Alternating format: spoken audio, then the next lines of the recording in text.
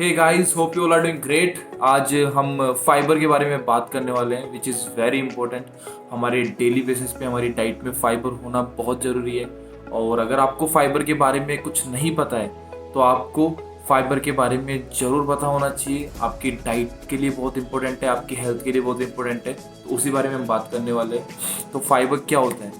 तो फाइबर जो है वो प्लांट बेस्ड जो भी हमारे फूड है उसका वो पार्ट जो डाइजेस्ट नहीं होता है हमारे अंदर, वो फाइबर होता है। अब फाइबर की इम्पोर्टेंस क्या है, फाइबर हमें क्यों लेना चाहिए, फाइबर हमें कहाँ से मिलता है? तो आपने कैलेस्ट्रॉल का नाम सुना होगा, आपने डायबिटीज़ का नाम सुना होगा, आपने कॉन्स्टिपेशन का नाम सुना होगा। और ये सभी चीज़ें जो हैं रिलेट करती हैं फाइबर से। जिन भी लोगों के फूड में फाइबर नहीं होता है इनफ, उन लोगों को ये सारी प्रॉब्लम्स होने के चांसेस हैं।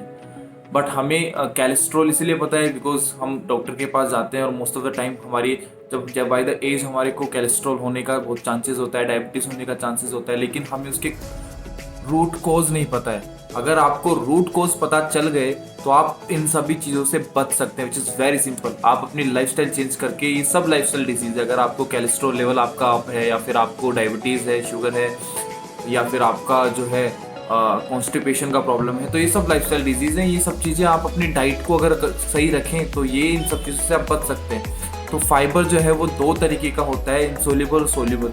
तो ये जो है जो मिक्स हो जाए, जो पानी में मिक्स हो जाता है, जो जेल फॉर्म में होता है वो सोल्युबल होता है, जो पानी में मिक्स ना हो वो इंसोल्युबल होता है। इसके काम अलग अलग हैं और आपको जो है दोनों ही तरीके के fibre, which is very important, दोनों ही तरह के फाइबर आपको लेने चाहिए।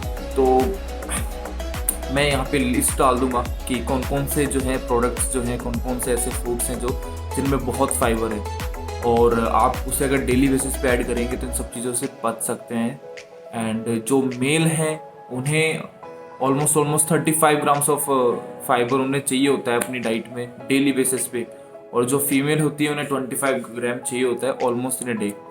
तो आपको इन सभी डिजीज़ से बचना है, अगर अपना कैलेस्ट्रॉल लेवल को कंट्रोल रखना है, ब्लड शुगर को कंट्रोल रखना है, अगर अपने डायबिटीज़ नहीं होने देनी है, तो हमें इन सब चीज़ों का ख्याल रखना है।